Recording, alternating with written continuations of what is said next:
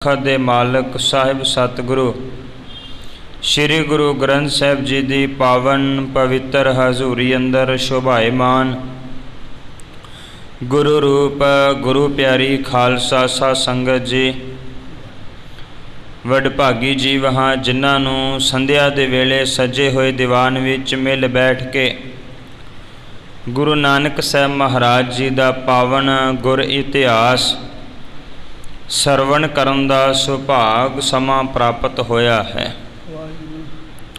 ਕਵੀ ਸੰਤੋਖ ਸਿੰਘ ਜੀ ਸ਼੍ਰੀ ਨਾਨਕ ਪ੍ਰਕਾਸ਼ ਗ੍ਰੰਥ ਦੇ ਅੰਦਰ ਦਰਸਾ ਰਹੇ ਸਨ ਕਿ ਪਹਿਲਾਂ ਗੁਰੂ ਨਾਨਕ ਸਾਹਿਬ ਮਹਾਰਾਜ ਨੂੰ ਪੰਡਤ ਹਰਦਿਆਲ ਜੀ ਜਨੇਊ ਪਾਉਣ ਵਾਸਤੇ ਆਏ।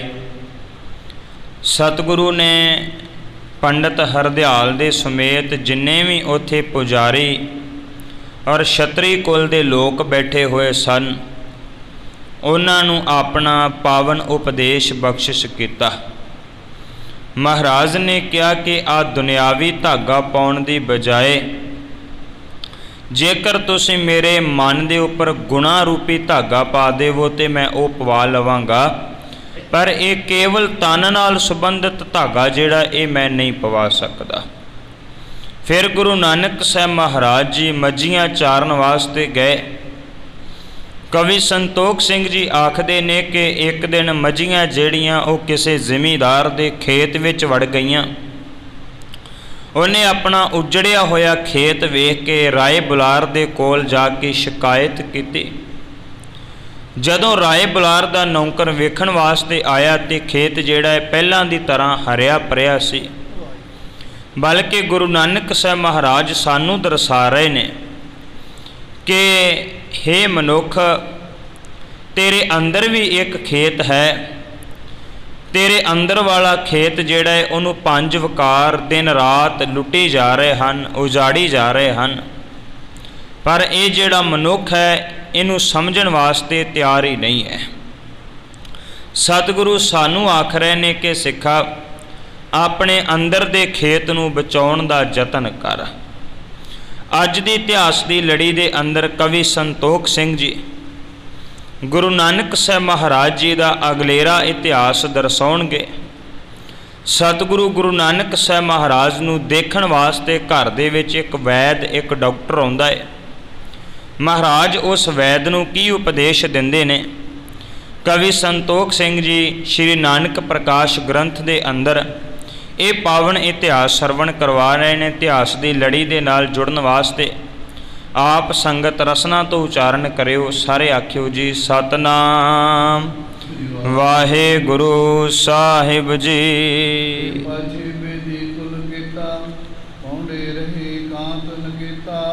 ਕਵੀ ਸੰਤੋਖ ਸਿੰਘ ਜੀ ਕਹਿੰਦੇ ਨੇ, ਬੇਦੀ ਕੁਲ ਦੇ ਮਾਲਕ ਭਾਵ ਗੁਰੂ ਨਾਨਕ ਸਾਹਿਬ ਮਹਾਰਾਜ, ਹੁਣ ਉਹਨਾਂ ਦਾ ਇਵੇਂ ਦਾ ਸੁਭਾਅ ਬਣ ਗਿਆ ਹੈ ਕਿ ਉਹ ਦਿਨ ਰਾਤ ਇਕਾਂਤ ਦੇ ਵਿੱਚ ਬੈਠੇ ਰਹਿੰਦੇ ਨੇ, ਭਾਵ ਇਕੱਲੇ ਬੈਠੇ ਰਹਿੰਦੇ ਨੇ ਔਰ ਚੁੱਪ ਕਰਕੇ ਬੈਠਦੇ ਹਨ।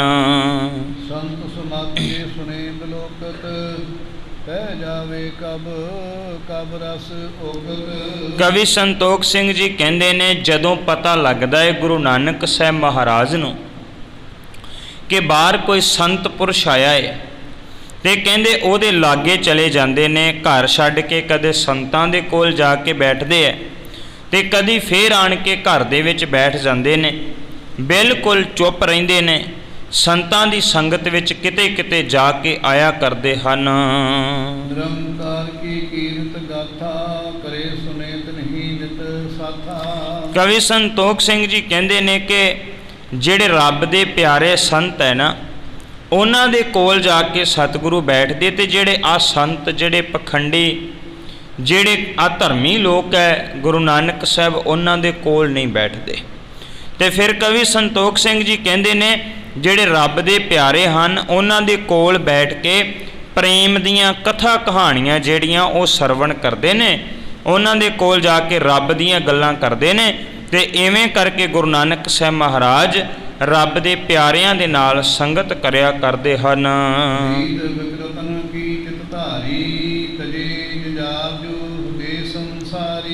ਕਵੀ ਸੰਤੋਖ ਸਿੰਘ ਜੀ ਕਹਿੰਦੇ ਨੇ, ਭਾਵੇਂ ਕਿ ਗੁਰੂ ਨਾਨਕ ਸਾਹਿਬ ਮਹਾਰਾਜ ਸੰਸਾਰੀ ਸਨ, ਗ੍ਰਸਤੀ ਸਨ, ਗ੍ਰਸਤ ਦੇ ਵਿੱਚ ਰਹਿੰਦੇ ਹੈ, ਪਰਿਵਾਰ ਦੇ ਵਿੱਚ ਰਹਿੰਦੇ ਹੈ।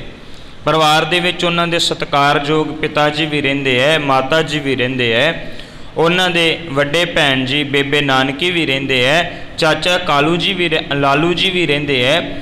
ਭਾਵੇਂ ਕਿ ਗੁਰੂ ਨਾਨਕ ਸਾਹਿਬ ਮਹਾਰਾਜ ਗ੍ਰਸਤ ਵਿੱਚ ਰਹਿੰਦੇ ਨੇ, ਪਰ ਫਿਰ ਵੀ ਇਉਂ ਲੱਗਦਾ ਹੈ ਜਿਵੇਂ ਉਹ ਵੈਰਾਗੀਆਂ ਦੀ ਤਰ੍ਹਾਂ ਉਹਨਾਂ ਦਾ ਘਰ ਦੇ ਨਾਲ, ਪਰਿਵਾਰ ਦੇ ਨਾਲ ਕੋਈ ਮੋਹ ਨਹੀਂ ਹੈ, ਜੰਜਾਲਾਂ ਨੂੰ ਛੱਡ ਚੁੱਕੇ ਹੈ। ਇਉਂ ਕਹਿ ਸਕਦੇ ਹਾਂ ਵੀ ਪਰਿਵਾਰ ਵਿੱਚ ਰਹਿੰਦੇ ਹੋਏ ਵੀ ਤਿਆਗੀ ਹਨ ਗੁਰੂ ਨਾਨਕ ਸਾਹਿਬ ਮਹਾਰਾਜ ਜੀ। ਐਸ ਗੋਤ ਧਨ ਜਾਤ ਸਮਾਨਾ, ਬਚਨ ਸੁਣ ਕੀ ਜਿਨ ਰੁਚ ਨਾਨਾ। ਸਤਿਗੁਰੂ ਕਹਿੰਦੇ ਨੇ ਜਿਹੜਾ ਜਾਤ ਪਾਤ ਦੀ ਗੱਲ ਕਰਦਾ, ਜਿਹੜਾ ਗੋਤਾਂ ਦੀ ਗੱਲ ਕਰਦਾ ਹੈ, ਜਿਹੜਾ ਧਨ ਦੀ ਗੱਲ ਕਰਦਾ ਹੈ, ਗੁਰੂ ਨਾਨਕ ਸਾਹਿਬ ਉਹਨਾਂ ਨੂੰ ਇੱਕੋ ਜਿਹੇ ਜਾਣਦੇ ਹੈ। ਭਾਵ ਇਹ ਜਿਹੜੀਆਂ ਬੁਰਾਈਆਂ ਵਾਲੇ ਲੋਕ ਨੇ, ਗੁਰੂ ਨਾਨਕ ਸਾਹਿਬ ਮਹਾਰਾਜ ਉਹਨਾਂ ਦੇ ਕੋਲ ਨਹੀਂ ਜਾਂਦੇ। ਜਿਹੜੇ ਜਾਤ ਪਾਤ ਦੇ ਝੰਝੜ ਦੇ ਵਿੱਚ ਫਸੇ ਹੋਏ ਨੇ, ਜਿਹੜੇ ਜਾਤਾਂ ਤੇ ਗੋਤਾਂ ਦੇ ਵਿੱਚ ਫਸੇ ਹੋਏ ਨੇ, ਜਿਹੜੇ ਧਨ ਦੇ ਵਿੱਚ ਫਸੇ ਹੋਏ ਹਨ, ਸਤਿਗੁਰੂ ਦੀ ਉਹਨਾਂ ਦੇ ਵਿੱਚ ਕੋਈ ਰੁਚੀ ਨਹੀਂ ਹੈ। ਰੁਚੀ ਕੇਵਲ ਉਹਨਾਂ ਦੇ ਵਿੱਚ ਹੈ ਜਿਹੜੇ ਰੱਬ ਦੇ ਨਾਲ ਪਿਆਰ ਕਰਦੇ ਹਨ, ਪ੍ਰੀਤ ਕਰਦੇ ਹਨ।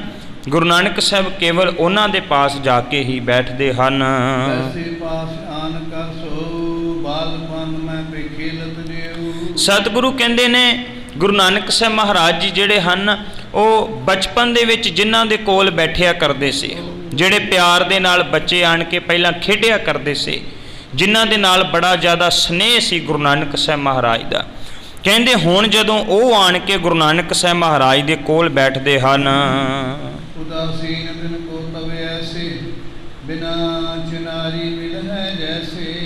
ਕਵੀ ਸੰਤੋਖ ਸਿੰਘ ਜੀ ਕਹਿੰਦੇ ਵੀ ਗੁਰੂ ਨਾਨਕ ਸਾਹਿਬ ਮਹਾਰਾਜ ਹੁਣ ਜਿਵੇਂ ਪਹਿਲਾਂ ਪਿਆਰ ਦੇ ਨਾਲ ਉਹਨਾਂ ਨਾਲ ਖੇਡਦੇ ਸੀ ਨਾ, ਹੁਣ ਨਹੀਂ ਉਹਨਾਂ ਨਾਲ ਖੇਡਦੇ। ਹੁਣ ਉਹਨਾਂ ਦੇ ਨਾਲ ਕੋਈ ਬਹੁਤਾ ਉਹ ਵਾਲਾ ਮੋਹ ਨਹੀਂ ਰਹਿ ਗਿਆ ਜਿਵੇਂ ਪਹਿਲਾਂ ਸੀ। ਜਿਵੇਂ ਜਿੱਧਰ ਨੂੰ ਗੁਰੂ ਨਾਨਕ ਸਾਹਿਬ ਜਾਂਦੇ ਸੀ ਉਧਰ ਨੂੰ ਉਹ ਸਾਰੇ ਬੱਚੇ ਜਿਹੜੇ ਆ ਦੌੜ ਕੇ ਜਾਂਦੇ ਸੀ, ਗੁਰੂ ਨਾਨਕ ਸਾਹਿਬ ਜੀ ਦਾ ਖਹਿੜਾ ਨਹੀਂ ਸੀ ਛੱਡਿਆ ਕਰਦੇ, ਤੇ ਗੁਰੂ ਨਾਨਕ ਸਾਹਿਬ ਵੀ ਉਹਨਾਂ ਨੂੰ ਬੜੇ ਪਿਆਰ ਨਾਲ ਮਿਲਿਆ ਕਰਦੇ ਸੀ। ਕਹਿੰਦੇ ਹੁਣ ਪਹਿਲਾਂ ਵਾਂਗ ਆਪਣੇ ਹਾਣ ਦੇ ਸਾਥੀਆਂ ਦੇ ਨਾਲ ਗੁਰੂ ਨਾਨਕ ਸਾਹਿਬ ਨਾ ਤੇ ਖੇਡਦੇ ਐ, ਨਾ ਉਹਨਾਂ ਨੂੰ ਬਹੁਤਾ ਮਿਲਦੇ ਹਨ। ਆਸ ਬਿਨ ਦੇਖ ਮਾਤ ਮਨ ਚਿੰਤਾ, ਗਈ ਨਿਕਟ ਤਜ ਹੋਏ ਕੰਤਾ। ਕਵੀ ਸੰਤੋਖ ਸਿੰਘ ਜੀ ਆਖਦੇ, ਕਹਿੰਦੇ ਗੁਰੂ ਨਾਨਕ ਸਾਹਿਬ ਜੀ ਦੀ ਆਹ ਵਾਲੀ ਦਸ਼ਾ ਵੇਖ ਕੇ ਨਾ, ਚੁੱਪ ਰਹਿਣ ਦੀ ਹਾਲਤ ਵੇਖ ਕੇ, ਕਿਸੇ ਨੂੰ ਮਿਲਣਾ ਨਹੀਂ ਹੈ, ਇਹ ਵਾਲੀ ਦਸ਼ਾ ਵੇਖ ਕੇ ਮਾਤਾ ਨੂੰ ਬੜੀ ਚਿੰਤਾ ਹੋਈ। ਸੁਭਾਵਕ ਹੈ ਮਾਂ ਚਿੰਤਾ ਦੇ ਵਿੱਚ ਹੋਏਗੀ, ਪੁੱਤਰ ਬੋਲਦਾ ਨਹੀਂ ਹੈ, ਕਿਸੇ ਨਾਲ ਗੱਲਬਾਤ ਨਹੀਂ ਕਰਦਾ, ਖੇਡਣ ਨਹੀਂ ਜਾਂਦਾ। ਕਹਿੰਦੇ ਮਾਤ ਤ੍ਰਿਪਤਾ ਨੇ ਵੇਖਿਆ ਵੀ ਪੁੱਤਰ ਇਕੱਲਾ ਬੈਠਾ ਹੈ, ਤੇ ਉਹ ਗੁਰੂ ਨਾਨਕ ਸਾਹਿਬ ਮਹਾਰਾਜ ਦੇ ਕੋਲ ਗਏ ਹਨ। ਦਸ਼ਾ ਦੇਖ ਸੁਧ ਕੀ ਬਿਸਮਾਨੀ, ਬੋਲੀ ਮਹਾਪ੍ਰੀਤ ਮੈਂ ਬਾਨੀ। ਉਹਨਾਂ ਨੇ ਗੁਰੂ ਨਾਨਕ ਸਾਹਿਬ ਮਹਾਰਾਜ ਦੀ ਹਾਲਤ ਵੇਖੀ, ਸਤਿਗੁਰੂ ਚੁੱਪ ਕਰਕੇ ਬੈਠੇ ਹੋਏ ਹਨ। ਕਹਿੰਦੇ ਵੇਖ ਕੇ ਮਾਤਾ ਤ੍ਰਿਪਤਾ ਜੀ ਬੜੇ ਹੈਰਾਨ ਹੁੰਦੇ ਐ। ਜਦੋਂ ਹੈਰਾਨ ਹੁੰਦੇ ਆ ਤੇ ਫਿਰ ਬੜੇ ਪਿਆਰ ਦੇ ਨਾਲ ਆਪਣੇ ਮੁਖ ਤੋਂ ਗੁਰੂ ਨਾਨਕ ਸਾਹਿਬ ਮਹਾਰਾਜ ਜੀ ਨੂੰ ਮਾਤ ਤ੍ਰਿਪਤਾ ਜੀ ਇਸ ਤਰ੍ਹਾਂ ਆਖਣ ਲੱਗੇ ਹਨ।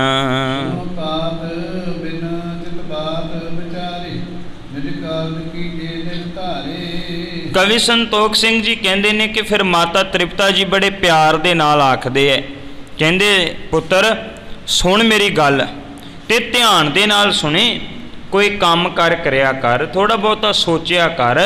ਜੇ ਤੂੰ ਕੰਮ ਕਾਰ ਨਹੀਂ ਕਰੇਗਾ ਤੇ ਫਿਰ ਕੀ ਬਣੇਗਾ ਸਾਡਾ। ਇਸ ਕਰਕੇ ਤੂੰ ਪਿਆਰ ਦੇ ਨਾਲ ਬੋਲਿਆ ਕਰ ਕਿਸੇ ਨਾਲ, ਨਾਲੇ ਥੋੜਾ ਬਹੁਤਾ ਕੰਮ ਧੰਦਾ ਜਿਹੜਾ ਉਹ ਕਰਿਆ ਕਰ।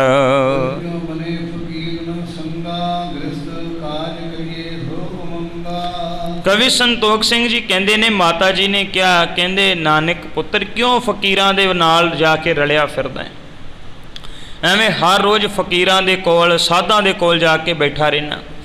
ਅਸੀਂ ਜਿਹੜੇ ਆ ਨਾ, ਅਸੀਂ ਆ ਗ੍ਰਸਤ ਵਿੱਚ ਰਹਿਣ ਵਾਲੇ ਲੋਕ ਆ, ਤੇ ਗ੍ਰਸਤ ਵਿੱਚ ਰਹਿਣ ਵਾਲੇ ਜਿਹੜੇ ਲੋਕ ਹੁੰਦੇ ਆ ਨਾ, ਉਹਨਾਂ ਨੂੰ ਕੰਮ ਕਰਨਾ ਪੈਂਦਾ ਹੈ। ਦੁਨਿਆਵੀਦਾਰੀ ਜਿਹੜੀ ਆ ਉਹ ਦੁਨੀਆਦਾਰੀ ਪਾਲਣੀ ਪੈਂਦੀ ਹੈ, ਦੁਨੀਆਦਾਰੀ ਦੇ ਨਾਲ ਸਨੇਹ ਰੱਖਣਾ ਪੈਂਦਾ ਹੈ। ਇਸ ਕਰਕੇ ਆ ਤੇਰਾ ਕੰਮ ਥੋੜ੍ਹੀ ਫਕੀਰਾਂ ਫਕੂਰਾਂ ਦੇ ਕੋਲ ਜਾ ਕੇ ਬੈਠ ਜਾਣਾ, ਤੂੰ ਉਹਨਾਂ ਦੇ ਕੋਲ ਜਾਣ ਦੀ ਬਜਾਏ ਆਪਣੇ ਘਰ ਦਾ ਕੰਮ ਕਰਿਆ ਕਰ।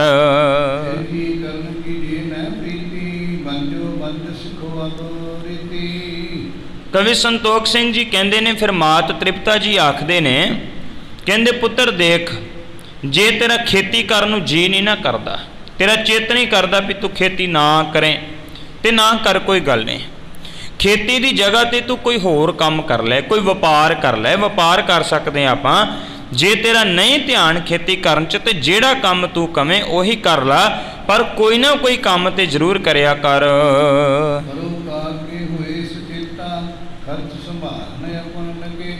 ਮਾਤ ਤ੍ਰਿਪਤਾ ਜੀ ਕਹਿੰਦੇ ਨੇ, ਪੁੱਤਰ ਜੀ ਕੋਈ ਕੰਮ ਕਰੋ, ਕਰਕੇ ਤੇ ਥੋੜ੍ਹਾ ਬਹੁਤਾ ਧਨ ਕਮਾਓ, ਤੇ ਇਹ ਜਿਹੜਾ ਪਰਿਵਾਰ ਦਾ ਖਰਚ ਹੈ ਨਾ, ਇਹ ਥੋੜ੍ਹਾ ਬਹੁਤਾ ਹੁਣ ਤੁਸੀਂ ਸਾਂਭਿਆ ਕਰੋ। ਇਹਦੇ ਵਿੱਚ ਸਾਰੇ ਖਰਚੇ ਹੁੰਦੇ ਹੈ, ਘਰ ਦੇ ਵਿੱਚ ਕਈ ਤਰ੍ਹਾਂ ਦੀ ਲੋੜ ਹੁੰਦੀ ਹੈ। ਤੁਸੀਂ ਵੀ ਘਰ ਦੇ ਖਰਚਿਆਂ ਦੇ ਵਿੱਚ ਨਾਲ ਹਿੱਸਾ ਵੰਡਾਇਆ ਕਰੋ, ਨਾਲ ਲਿਆ ਕੇ ਕੋਈ ਪੈਸਾ ਦਿਆ ਕਰੋ। ਥੋੜ੍ਹਾ ਬਹੁਤਾ ਘਰ ਦਾ ਖਰਚ ਜਿਹੜਾ ਤੁਸੀਂ ਵੀ ਸਾਂਭ ਲੈਣਾ ਕਰੋ।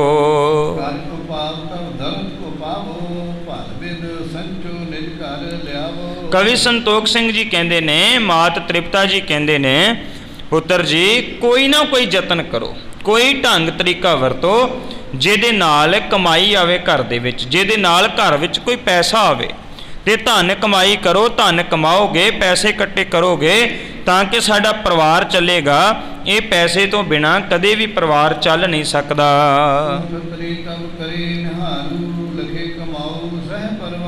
ਕਹਿਣ ਲੱਗੇ, ਪੁੱਤਰ ਜੀ ਤੂੰ ਖੱਤਰੀ ਪੁੱਤਰ, ਖੱਤਰੀ ਕੁਲ ਵਿੱਚ ਪੈਦਾ ਹੋਇਆ ਹੈ, ਖੱਤਰੀ ਖਾਨਦਾਨ ਵਿੱਚ ਪੈਦਾ ਹੋਇਆ, ਤੇ ਜੇ ਇੱਕ ਛਤਰੀ ਹੋ ਕੇ ਤੂੰ ਪੈਸੇ ਨਹੀਂ ਕਮਾਏਗਾ ਤੇ ਫਿਰ ਤੂੰ ਕਮਾਊ ਪੁੱਤਰ ਕਿਵੇਂ ਬਣੇਗਾ? ਪਰਿਵਾਰ ਦਾ ਸਹਾਰਾ ਕਿਵੇਂ ਬਣੇਗਾ? ਤੂੰ ਛਤਰੀ ਬਣ, ਤੂੰ ਕਮਾਊ ਪੁੱਤਰ ਬਣ, ਤੂੰ ਪਰਿਵਾਰ ਦਾ ਸਹਾਰਾ ਬਣ, ਥੋੜ੍ਹਾ ਬਹੁਤਾ ਕੰਮ ਕਰ।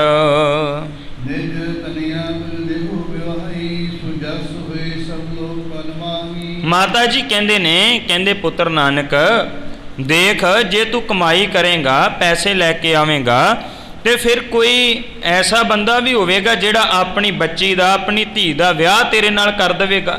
ਤੇ ਤਾਂ ਹੀ ਕਰੇਗਾ ਨਾ ਜੇ ਤੂੰ ਕੁਝ ਕਮਾਏਗਾ, ਤੇ ਜੇ ਤੂੰ ਕਮਾਏਗਾ ਨਹੀਂ ਤੇ ਫਿਰ ਕੌਣ ਕਰੇਗਾ? ਇੱਦਾਂ ਕਰਕੇ ਥੋੜ੍ਹੀ ਬਹੁਤੀ ਘਰ ਦੀ ਕੁੱਲ ਦੀ ਸ਼ਾਨ ਵਧਾ, ਸ਼ੋਭਾ ਵਧਾ, ਕੋਈ ਕੰਮ ਕਰ।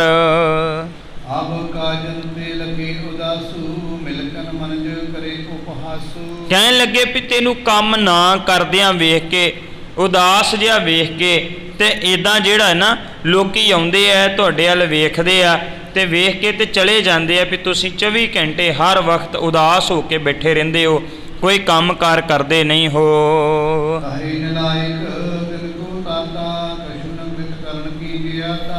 ਮਾਤਾ ਜੀ ਕਹਿੰਦੇ ਨੇ, ਮਾਤ ਤ੍ਰਿਪਤਾ ਜੀ ਕਹਿੰਦੇ, ਪੁੱਤਰ ਫਿਰ ਲੋਕ ਆਉਂਦੇ ਹੀ ਆਣ ਕੇ ਤੇਰੇ ਵੱਲ ਵਹਿੰਦੇ ਆ ਕਿ ਤੂੰ ਕੰਮ ਨਹੀਂ ਕਰਦਾ, ਫਿਰ ਤੈਨੂੰ ਨਲਾਇਕ ਪੁੱਤਰ ਕਹਿ ਕੇ ਚਲੇ ਜਾਂਦੇ ਆ। ਜਿਹੜਾ ਕੰਮ ਨਾ ਕਰਦਾ ਹੋਵੇ ਉਹਨੂੰ ਨਲਾਇਕ ਹੀ ਆਖਦੇ ਦੁਨੀਆਦਾਰੀ। ਦੁਨੀਆ ਦੇ ਲੋਕ ਇੱਦਾਂ ਹੀ ਇਸੇ ਨਿਗਾਹ ਨਾਲ ਹੀ ਵੇਖਦੇ ਆ। ਮਾਤਾ ਜੀ ਕਹਿੰਦੇ ਤੈਨੂੰ ਨਲਾਇਕ ਆਖਦੇ ਹੈ ਕਿ ਇਹਨੂੰ ਕੋਈ ਵੀ ਕੰਮ ਕਰਨ ਦੀ ਜਿਹੜੀ ਆ ਉਹ ਸਮਝ ਨਹੀਂ ਹੈ।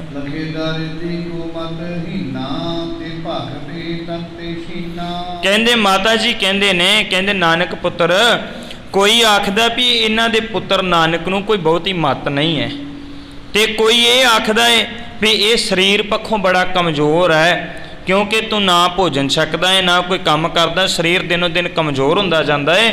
ਕੋਈ ਕਹਿੰਦਾ ਵੀ ਇਹ ਨਾਨਕ ਤਨ ਕਰਕੇ ਕਮਜ਼ੋਰ ਹੈ, ਕੋਈ ਕਹਿੰਦਾ ਵੀ ਇਹਨੂੰ ਮੱਤ ਨਹੀਂ ਹੈ, ਮੱਤ ਕਰਕੇ ਕਮਜ਼ੋਰ ਹੈ, ਕੋਈ ਤੈਨੂੰ ਕੁਝ ਕਹਿੰਦਾ ਹੈ, ਕੋਈ ਕੁਝ ਕਹਿੰਦਾ ਹੈ। ਬਜੂ ਸਮਾਨ ਬਚਨ ਉਪਹਾਸੂ ਕਰੇ ਸਰੀਕ ਈਰਖਾ ਜਾਸੂ। ਕਵੀ ਸੰਤੋਖ ਸਿੰਘ ਜੀ ਕਹਿੰਦੇ ਨੇ, ਮਾਤ ਜੀ ਕਹਿੰਦੇ, ਮਾਤਾ ਤ੍ਰਿਪਤਾ ਜੀ ਕਹਿੰਦੇ, ਪੁੱਤਰ ਜਿਹੜੇ ਸ਼ਰੀਕੇ ਬਰਾਦਰੀ ਵਾਲੇ ਲੋਕ ਹੈ ਨਾ, ਉਹ ਤੇਰੇ ਵੱਲ ਵੇਖ ਕੇ ਮਜ਼ਾਕ ਉਡਾਉਂਦੇ ਹੈ, ਤੇ ਉਹ ਮਜ਼ਾਕ ਡਾ ਡਾ ਕੇ ਤੈਨੂੰ ਮਖੌਲ ਕਰਦੇ ਹੈ, ਇਸ ਕਰਕੇ ਕਿ ਤੂੰ ਕੋਈ ਕੰਮ ਨਹੀਂ ਕਰਦਾ। ਹਮ ਔਰ ਜਰੇ ਜਾਏ ਸੋ ਕੈਸੇ, ਹਮ ਔਰ ਜਰੇ ਜਾਏ ਸੋ ਕੈਸੇ, ਦੁੱਖ ਬਦਲਤ ਰੰਬਾ ਜੈਸੇ। ਕਵੀ ਸੰਤੋਖ ਸਿੰਘ ਜੀ ਕਹਿੰਦੇ ਨੇ, ਮਾਤਾ ਨੇ ਕਿਹਾ ਵੀ ਪੁੱਤਰ ਤੇਰਾ ਦੁੱਖ ਵੇਖ ਕੇ ਸਾਡੇ ਕੋਲੋਂ ਜਰਿਆ ਨਹੀਂ ਜਾਂਦਾ, ਤੈਨੂੰ ਕੋਈ ਮਖੌਲ ਕਰੇ ਸਾਡੇ ਕੋਲੋਂ ਜਰਿਆ ਨਹੀਂ ਜਾਂਦਾ, ਤੇਰੀ ਇਹ ਉਦਾਸੀ ਵੇਖ ਕੇ ਸਾਡੇ ਕੋਲੋਂ ਜਰਿਆ ਨਹੀਂ ਜਾਂਦਾ। ਸਾਨੂੰ ਤਾਂ ਇਵੇਂ ਲੱਗਦਾ ਏ ਜਿਵੇਂ ਬੇਰੀ ਦੇ ਕੋਲ ਕੰਡੇ ਉੱਗ ਪਏ ਹੋਣ, ਬੇਰੀ ਕੰਡਿਆਂ ਦੇ ਨਾਲ ਭਰੀ ਹੋਵੇ, ਲਾਗੇ ਕੇਲਾ ਉੱਗਿਆ ਹੋਵੇ, ਤੇ ਉਹ ਜਿਹੜਾ ਬੇਰੀ ਦੇ ਕੰਡੇ ਹੈ ਨਾ, ਉਹ ਕੇਲੇ ਨੂੰ ਚੀਰ ਕੇ ਰੱਖ ਦਿੰਦੇ ਹੈ। ਤੇ ਸਾਨੂੰ ਤੇ ਇੱਦਾਂ ਕਰਕੇ ਦਿਨ ਰਾਤ ਤੇਰੇ ਵਾਲਾ ਦੁੱਖ ਜਿਹੜਾ ਉਹ ਖਾਂਦਾ ਪਿਆ ਏ, ਤੇ ਤੈਨੂੰ ਲੋਕ ਜਿਹੜੇ ਨੇ ਉਹ ਮਖੌਲ ਕਰਦੇ ਹਨ। ਸੰਗਤ ਕਰੋ ਫਕੀਰਨ ਕੇਰੀ, ਪੰਕਤ ਵੈਸੇ ਮਾਤਾ ਜੀ ਕਹਿੰਦੇ ਨੇ, ਕਹਿੰਦੇ ਨਾਨਕ ਪੁੱਤਰ ਆ ਛੱਡ ਦੇ ਫਕੀਰਾਂ ਦੀ ਸੰਗਤ ਕਰਨੀ ਤੇ ਕੀ ਕਰਿਆ ਕਰ, ਸਕੇ ਸੰਬੰਧੀਆਂ ਦੇ ਕੋਲ ਬੈਠਿਆ ਕਰ, ਰਿਸ਼ਤੇਦਾਰਾਂ ਦੇ ਕੋਲ ਜਾ ਕੇ ਬੈਠਿਆ ਕਰ।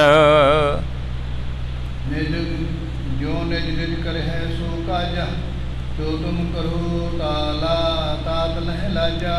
ਕਹਿਣ ਲੱਗੇ ਕਿ ਲੋਕੀ ਵੇਖੋ ਆਪਣਾ ਆਪਣਾ ਕੰਮ ਕਰਦੇ ਐ, ਆਪਣੀ ਆਪਣੀ ਕਮਾਈ ਕਰਦੇ ਐ, ਆਪਣਾ ਧਨ ਕਮਾਉਂਦੇ ਐ, ਤੇ ਜਿਵੇਂ ਲੋਕ ਆਪਣਾ ਕੰਮ ਕਰਦੇ ਐ ਨਾ, ਤੁਸੀਂ ਵੀ ਸਾਡੀ ਇੱਜ਼ਤ ਰੱਖਦੇ ਹੋਏ ਆਪਣਾ ਕੰਮ ਕਰਿਆ ਕਰੋ। ਆ ਬਾਕੀ ਦੇ ਸਾਰੇ ਫਾਲਤੂ ਕੰਮ ਜਿਹੜੇ ਹੈ ਨਾ ਇਹ ਛੱਡ ਦੇਣਾ ਕਰੋ ਤੇ ਆਪਣੀ ਕਮਾਈ ਕਰੋ, ਤਾਂ ਕਿ ਸਾਡੀ ਵੀ ਇੱਜ਼ਤ ਬਣੇ ਤੇ ਤੇਰੀ ਜਿਹੜੀ ਹੈ ਉਹ ਵੀ ਇੱਜ਼ਤ ਤੇ ਸ਼ੋਭਾ ਬਣਨੀ ਕਰੇ।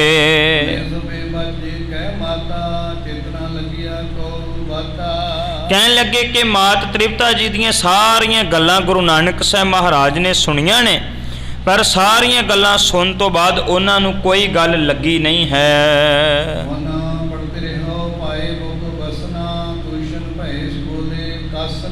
ਕਵੀ ਸੰਤੋਖ ਸਿੰਘ ਜੀ ਕਹਿੰਦੇ ਨੇ ਕਿ ਮਾਤ ਤ੍ਰਿਪਤਾ ਦੀਆਂ ਸਾਰੀਆਂ ਗੱਲਾਂ ਸੁਣ ਕੇ ਗੁਰੂ ਨਾਨਕ ਸਾਹਿਬ ਮਹਾਰਾਜ ਫੇਰ ਚੁੱਪ ਕਰ ਗਏ ਹਨ ਤੇ ਆਪਣੇ ਉੱਪਰ ਉਹਨਾਂ ਨੇ ਇੱਕ ਕੱਪੜਾ ਲਿਆ, ਚਾਦਰ ਤਾਣੀ ਤੇ ਚੁੱਪ ਕਰਕੇ ਫੇਰ ਜਿਹੜਾ ਏ ਉਹ ਪੈ ਗਏ ਹਨ।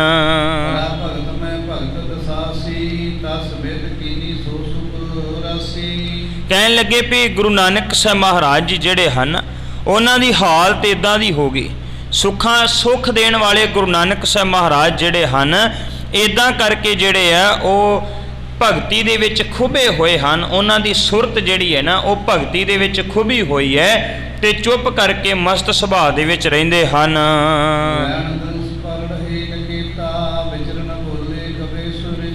ਕਹਿੰਦੇ ਦਿਨ ਰਾਤ ਲਿਟੇ ਰਹਿੰਦੇ ਨੇ, ਭਗਤੀ ਦੇ ਵਿੱਚ ਲੀਨ ਰਹਿੰਦੇ ਐ ਤੇ ਸੁਚੇਤ ਹੋ ਕੇ ਨਾ ਕਿਸੇ ਨਾਲ ਬਹੁਤਾ ਬੋਲਦੇ ਚਾਲਦੇ ਆ ਤੇ ਨਾ ਹੀ ਕਿਸੇ ਨੂੰ ਮਿਲਦੇ ਹਨ।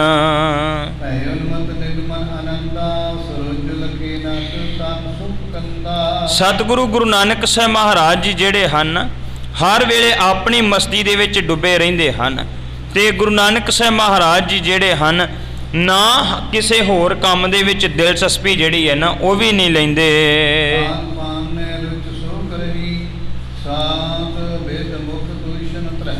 ਹੁਣ ਜਦੋਂ ਲੋਕ ਗੁਰੂ ਨਾਨਕ ਸਾਹਿਬ ਮਹਾਰਾਜ ਨੂੰ ਵੇਖਦੇ ਐ ਤੇ ਕਿਸ ਨਿਗਾਹ ਨਾਲ ਵੇਖਦੇ, ਕਹਿੰਦੇ ਲੋਕ ਸਮਝਦੇ ਲੱਗਦਾ ਇਹਨੂੰ ਕੋਈ ਬਿਮਾਰੀ ਚੰਬੜ ਗਈ ਹੈ, ਲੱਗਦਾ ਰੋਗੀ ਹੋ ਗਿਆ ਹੈ, ਲੱਗਦਾ ਇਹਨੂੰ ਕੋਈ ਰੋਗ ਅੰਦਰੋਂ ਅੰਦਰ ਹੀ ਖਾਈ ਜਾ ਰਿਹਾ, ਜਿਹੜਾ ਕਿਸੇ ਨਾਲ ਬੋਲਦਾ ਵੀ ਨਹੀਂ, ਕਿਸੇ ਨਾਲ ਗੱਲਬਾਤ ਵੀ ਨਹੀਂ ਕਰਦਾ, ਕਿਸੇ ਲਾਗੇ ਬੈਠਦਾ ਨਹੀਂ, ਉੱਠਦਾ ਨਹੀਂ, ਹਰ ਵਕਤ ਜਿਹੜਾ ਚੁੱਪ ਰਹਿੰਦਾ ਏ, ਆਪਣੇ ਆਪ ਦੇ ਵਿੱਚ ਮਸਤ ਰਹਿੰਦਾ ਏ, ਲੱਗਦਾ ਹੈ ਕਿ ਇਹਨੂੰ ਕੋਈ ਰੋਗ ਚੰਬੜ ਗਿਆ ਏ।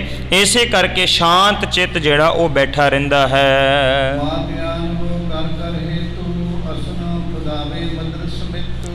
ਮਾਤ ਤ੍ਰਿਪਤਾ ਜੀ ਜਿਹੜੇ ਹੈ ਉਹ ਗੁਰੂ ਨਾਨਕ ਸਾਹਿਬ ਮਹਾਰਾਜ ਜੀ ਦਾ ਫਿਕਰ ਕਰਦੇ ਹੈ ਤੇ ਫਿਕਰ ਕਰਦਿਆਂ ਹੋਇਆਂ ਉਹ ਬੜੇ ਪਿਆਰ ਦੇ ਨਾਲ ਭੋਜਨ ਲੈ ਕੇ ਆਉਂਦੇ ਹੈ ਤੇ ਬਹੁਤ ਥੋੜਾ ਜਿਹਾ ਮਿੱਠਾ ਤੇ ਸਵਾਦਲਾ ਭੋਜਨ ਜਿਹੜਾ ਹੈ ਉਹ ਗੁਰੂ ਨਾਨਕ ਸਾਹਿਬ ਮਹਾਰਾਜ ਨੂੰ ਛਕਾਇਆ ਜਾਂਦਾ ਹੈ।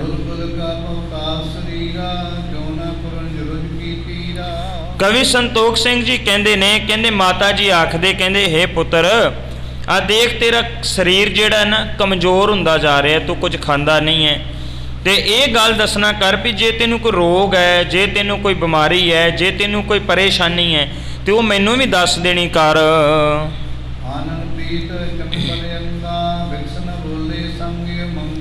ਕਹਿਣ ਲੱਗੇ ਕਿ ਦੇਖ ਆ ਜਿਹੜਾ ਸਰੀਰ ਤੇਰਾ ਕਮਜ਼ੋਰ ਹੋ ਗਿਆ ਹੈ, ਰੰਗ ਤੇਰਾ ਪੀਲਾ ਪੈ ਗਿਆ ਏ ਤੇ ਰੰਗ ਪੀਲਾ ਪੈਣ ਕਰਕੇ ਅੰਗ ਜਿਹੜੇ ਹੈ ਤੇਰੇ ਹਰ ਵਕਤ ਸੁਸਤ ਜੇ ਰਹਿੰਦੇ ਹੈ, ਤੂੰ ਕਦੇ ਹੱਸਦਾ ਵੀ ਨਹੀਂ, ਖੜਾਓ ਵਿੱਚ ਵੀ ਨਹੀਂ ਆਉਂਦਾ, ਉਤਸ਼ਾਹ ਵਿੱਚ ਵੀ ਨਹੀਂ ਆਉਂਦਾ, ਇਹ ਕੀ ਕਾਰਨ ਹੈ?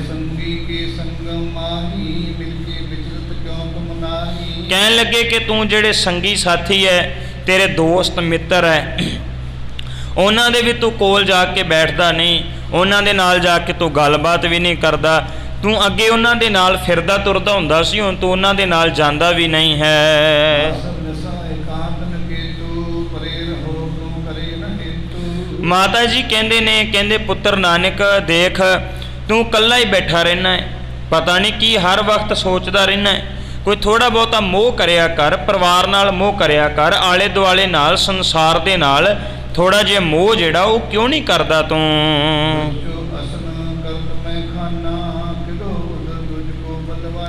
ਮਾਤਾ ਜੀ ਕਹਿੰਦੇ ਨੇ, ਕਹਿੰਦੇ ਪੁੱਤਰ ਤੂੰ ਖਾਣਾ ਪਾਵ ਪ੍ਰਸ਼ਾਦਾ ਵੀ ਨਹੀਂ ਛਕਦਾ, ਕੋਈ ਪੇਟ ਦੇ ਕੋਈ ਰੋਗ ਲੱਗ ਗਿਆ, ਪੇਟ ਦੀ ਕੋਈ ਬਿਮਾਰੀ ਲੱਗ ਗਈ ਹੈ ਤੇ ਤਾਂ ਦੱਸਣਾ ਕਰ।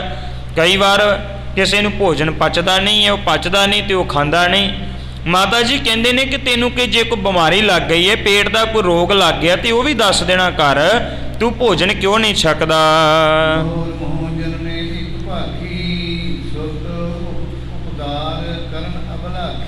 ਜਦੋਂ ਬਾਰ-ਬਾਰ ਮਾਤਾ ਜੀ ਨੇ ਪੁੱਛਿਆ ਤੇ ਫਿਰ ਮਾਤਾ ਜੀ ਦੇ ਮਨ ਅੰਦਰ ਖਿਆਲ ਆਉਂਦਾ ਹੈ, ਕਹਿੰਦੇ ਕਿਉਂ ਨਾ ਫਿਰ ਆਪਣੇ ਪੁੱਤਰ ਦਾ ਇਲਾਜ ਕਰਵਾ ਕੇ ਵੇਖ ਲਈਏ, ਕਿਸੇ ਡਾਕਟਰ ਨੂੰ, ਕਿਸੇ ਵੈਦ ਨੂੰ ਵਿਖਾ ਕੇ ਵੇਖ ਲਈਏ।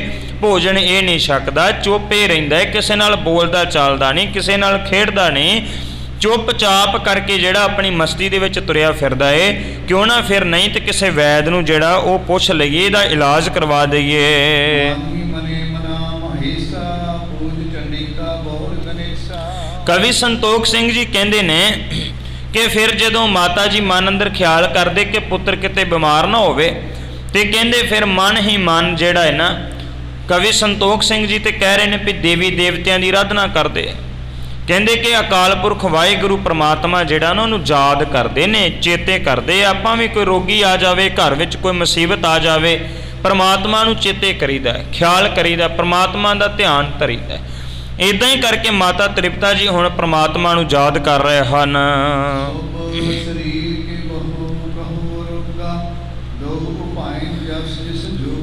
ਮਾਤਾ ਤ੍ਰਿਪਤਾ ਜੀ ਕਹਿੰਦੇ ਨੇ, ਹੇ ਰੱਬ ਜੀ ਕਿਰਪਾ ਕਰੋ ਮੇਰੇ ਪੁੱਤਰ ਨੂੰ ਠੀਕ ਕਰ ਦੇਵੋ। ਜੇ ਠੀਕ ਕਰ ਦੇਵੋਗੇ ਤਾਂ ਮੈਂ ਸਮਰੱਥਾ ਅਨੁਸਾਰ ਤੁਹਾਨੂੰ ਕੋਈ ਨਾ ਕੋਈ ਭੇਟਾ ਜਿਹੜੀ ਹੈ ਨਾ ਉਹ ਜ਼ਰੂਰ ਚੜਾਵਾਂਗੇ।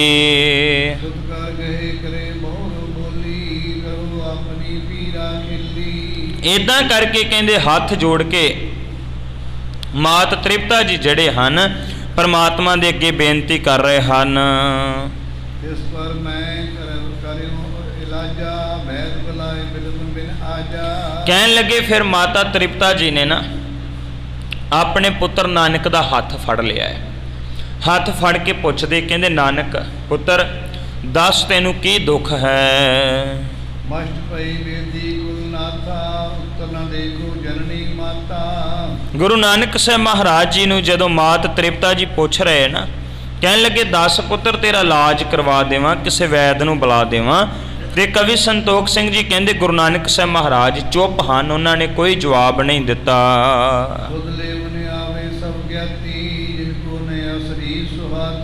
ਮਾਤਾ ਜੀ ਕਹਿੰਦੇ ਨੇ ਪੁੱਤਰ ਆਲੇ ਦੁਆਲੇ ਦੇ ਲੋਕ ਤੇਰਾ ਹਾਲ ਪੁੱਛਣ ਆਉਂਦੇ ਐ, ਤੇ ਜਦੋਂ ਹਾਲ ਪੁੱਛਣ ਆਉਂਦੇ ਨਾ ਤੈਨੂੰ ਇਦਾਂ ਵੇਖ ਕੇ ਉਹਨਾਂ ਨੂੰ ਵੀ ਇਹ ਗੱਲ ਚੰਗੀ ਨਹੀਂ ਲੱਗਦੀ, ਕਿਸੇ ਨੂੰ ਵੀ ਇਦਾਂ ਤੇਰਾ ਬੈਠਿਆ ਜਿਹੜਾ ਉਹ ਚੰਗਾ ਨਹੀਂ ਲੱਗਦਾ।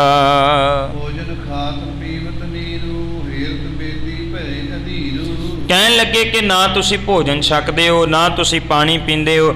ਬੇਦੀ ਕੁਲ ਦੇ ਲੋਕ ਭਾਵ ਸਾਰਾ ਪਰਿਵਾਰ ਜਿਹੜਾ ਹੈ ਨਾ ਉਹ ਤੁਹਾਡੇ ਵੱਲ ਵੇਖ ਵੇਖ ਕੇ ਬੇਚੈਨ ਹੁੰਦਾ ਹੈ।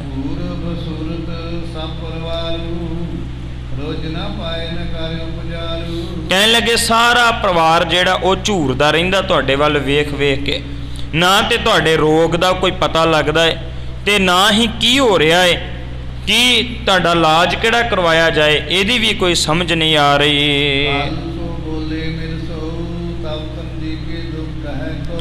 ਇੱਕ ਦਿਨ ਫਿਰ ਸਾਰੇ ਪਰਿਵਾਰ ਦੇ ਮੈਂਬਰ ਜਿਹੜੇ ਹੈ ਨਾ ਮਹਿਤਾ ਕਲਿਆਣ ਦਾਸ ਨੂੰ ਬੋਲਦੇ ਹੈ।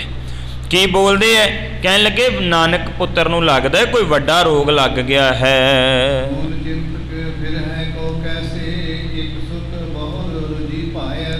ਕਹਿਣ ਲੱਗੇ ਵੀ ਮਹਿਤਾ ਕਲਿਆਣ ਦਾਸ ਨੂੰ ਸਾਰੇ ਪਰਿਵਾਰ ਦੇ ਮੈਂਬਰ ਆਖਦੇ, ਕਹਿੰਦੇ ਤੁਸੀਂ ਕਿੱਦਾਂ ਨਿਸ਼ਚਿੰਤ ਹੋ ਕੇ ਤੁਰੇ ਫਿਰਦੇ ਹੋ, ਥੋੜਾ ਬਹੁਤਾ ਆਪਣੇ ਪੁੱਤਰ ਦਾ ਵੀ ਖਿਆਲ ਕਰੋ। ਇਹ ਤੁਹਾਡਾ ਪੁੱਤਰ ਹੈ, ਇਹਨੂੰ ਲੱਗਦਾ ਕੋਈ ਰੋਗ ਲੱਗਾ ਹੋਇਆ ਹੈ। ਕਹਿਣ ਲੱਗੇ ਪਰਿਵਾਰ ਦੇ ਮੈਂਬਰਾਂ ਨੇ ਕਿਹਾ ਵੀ ਕੋਈ ਵੈਦ ਨੂੰ ਸੱਦੀਏ, ਇਹਦਾ ਇਲਾਜ ਕਰਵਾਈਏ, ਕਿਉਂ ਹਰ ਵਕਤ ਲਾਲਚ ਵਿੱਚ ਹੀ ਪਏ ਰਹਿੰਦੇ ਹੋ। ਕਈ ਵਾਰ ਬੰਦਾ ਇਸੇ ਕਰਕੇ ਡਾਕਟਰ ਕੋਲ ਦਵਾਈ ਲੈਣ ਨਹੀਂ ਜਾਂਦਾ ਵੀ ਉੱਥੇ ਪੈਸੇ ਲੱਗਣੇ ਆ, ਛੱਡੋ ਕਿਹੜਾ ਕਾਹਦੇ ਵਾਸਤੇ ਜਾਣਾ, ਹੋ ਸਕਦਾ ਇੱਦਾਂ ਹੀ ਠੀਕ ਹੋ ਜਾਵੇ। ਔਰ ਪੰਜਾਬ ਦੀਆਂ ਬਹੁਤੀਆਂ ਬਿਮਾਰੀਆਂ ਤਾਂ ਵੱਧਦੀਆਂ ਜਾਂਦੀਆਂ ਕਿਉਂਕਿ ਮਨੁੱਖ ਜਿਹੜਾ ਹੈ ਉਹ ਚੰਗੇ ਤਰੀਕੇ ਨਾਲ ਦਵਾਈ ਲੈਂਦਾ ਨਹੀਂ, ਸਹਿਜੇ ਸਹਿਜੇ ਜਿਹੜਾ ਹੈ ਉਹ ਨਿੱਕੀਆਂ ਮੋਟੀਆਂ ਦਵਾਈਆਂ ਖਾ ਖਾ ਕੇ ਉਹਦਾ ਰੋਗ ਜਿਹੜਾ ਵੱਧਦਾ ਜਾਂਦਾ ਹੈ। ਇੱਦਾਂ ਕਰਕੇ ਮਹਿਤਾ ਕਲਿਆਣ ਦਾਸ ਜੀ ਨੂੰ ਵੀ ਪਰਿਵਾਰ ਆਖਦਾ ਹੈ ਵੀ ਲਾਲਚ ਨਾ ਕਰ, ਆਪਾਂ ਕਿਸੇ ਨਾ ਕਿਸੇ ਵੈਦ ਨੂੰ ਬੁਲਾ ਕੇ ਗੁਰੂ ਨਾਨਕ ਸਾਹਿਬ ਮਹਾਰਾਜ ਦਾ ਇਲਾਜ ਕਰਵਾ ਦਈਏ। ਪਰਿਵਾਰ ਵਾਲੇ ਆਖਦੇ ਨੇ ਮਹਿਤਾ ਕਲਿਆਣ ਦਾਸ ਜੀ ਪੁੱਤਰ ਠੀਕ ਹੋ ਜਾਏਗਾ ਨਾ, ਹੋਰ ਧਨ ਕਮਾ ਲਾਂਗੇ, ਬਹੁਤ ਧਨ ਆਵੇਗਾ, ਪਰ ਸਭ ਤੋਂ ਪਹਿਲਾਂ ਪੁੱਤਰ ਨੂੰ ਰਾਜ਼ੀ ਕਰਨਾ, ਠੀਕ ਕਰਨਾ, ਇਹ ਸਭ ਤੋਂ ਵੱਡੀ ਲੋੜ ਹੈ। ਕਹਿਣ ਲੱਗੇ ਕਿ ਆਪਣੇ ਮਨ ਤੋਂ ਮਾਇਆ ਦਾ ਤਿਆਗ ਕਰ, ਕਿਉਂ ਪ੍ਰੇਮ ਪਾਇਆ ਹੋਇਆ ਹੈ, ਤੇ ਪਹਿਲਾਂ ਆਪਣੇ ਪੁੱਤਰ ਦਾ ਖਿਆਲ ਕਰਨਾ ਕਰ।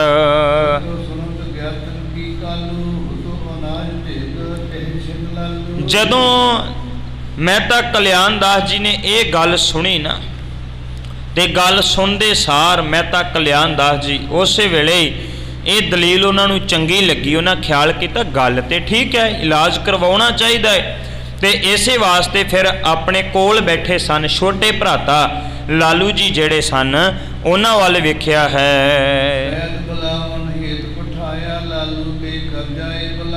ਕਹਿਣ ਲੱਗੇ ਫਿਰ ਲਾਲੂ ਜੀ ਨੂੰ ਭੇਜਿਆ, ਭਾਵ ਮਹਿਤਾ ਕਲਿਆਣ ਦਾਸ ਜੀ ਨੇ ਨਾ ਲਾਲੂ ਜੀ ਨੂੰ ਭੇਜਿਆ ਵੀ ਜਾ ਕੇ ਕਿਸੇ ਵੈਦ ਨੂੰ ਬੁਲਾ ਕੇ ਲਿਆ, ਆਪਾਂ ਨਾਨਕ ਦਾ ਇਲਾਜ ਕਰਵਾ ਦਈਏ। ਕਵੀ ਸੰਤੋਖ ਸਿੰਘ ਜੀ ਕਹਿੰਦੇ ਨੇ ਵੈਦ ਸੀ ਹਰਦਾਸ, ਹਰਦਾਸ ਵੈਦ ਸੀ। ਕਹਿੰਦੇ ਉਹਦੇ ਚੰਗੇ ਭਾਗ, ਉਹਦੇ ਭਾਗ ਜਾਗ ਪਏ ਵੀ ਉਹ ਸੁੱਖਾਂ ਦੇ ਦਾਤੇ ਗੁਰੂ ਨਾਨਕ ਸਾਹਿਬ ਮਹਾਰਾਜ ਦਾ ਇਲਾਜ ਕਰਨ ਵਾਸਤੇ ਆਉਣ ਲੱਗਿਆ ਹੈ। ਮੰਨ ਲਓ ਸਤਿਗੁਰੂ ਦੇ ਦਿਦਾਰੇ ਕਰਨ ਵਾਸਤੇ ਆਉਣ ਲੱਗਿਆ ਹੈ। ਹਰਦਾਸ ਵੈਦ ਨੂੰ ਲਾਲੂ ਜੀ ਜਾ ਕੇ ਬੁਲਾ ਕੇ ਲਿਆਏ ਹਨ।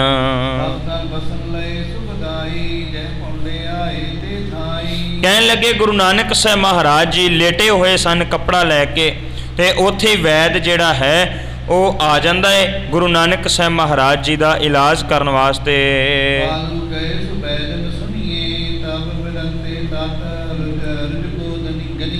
ਕਵੀ ਸੰਤੋਖ ਸਿੰਘ ਜੀ ਕਹਿੰਦੇ ਨੇ ਮਹਿਤਾ ਕਲਿਆਣ ਦਾਸ ਜੀ ਨੇ ਹੱਥ ਜੋੜ ਕੇ ਆਖਿਆ, ਕਹਿਣ ਲੱਗਿਆ ਵੈਦ ਜੀ ਆ ਸੁਣੋ ਮੇਰੀ ਗੱਲ ਧਿਆਨ ਦੇ ਨਾਲ, ਇਹ ਮੇਰਾ ਪੁੱਤਰ ਹੈ ਨਾਨਕ, ਇਹਨੂੰ ਵੇਖੋ ਕਿਹੜਾ ਰੋਗ ਜਿਹੜਾ ਹੈ ਉਹ ਲੱਗ ਗਿਆ ਹੈ। ਜਦੋਂ ਵੈਦ ਜੀ ਆਣ ਕੇ ਵੇਖਦੇ ਐ, ਉਹਨਾਂ ਨੇ ਆਣ ਕੇ ਗੁਰੂ ਨਾਨਕ ਸਾਹਿਬ ਮਹਾਰਾਜ ਜੀ ਵੱਲ ਤੱਕਿਆ।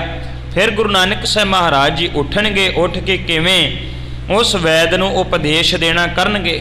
ਪਰਿਵਾਰ ਵਾਲੇ ਜਿਹੜੇ ਹਨ ਉਹ ਚਿੰਤਾ ਦੇ ਵਿੱਚ ਹੈ।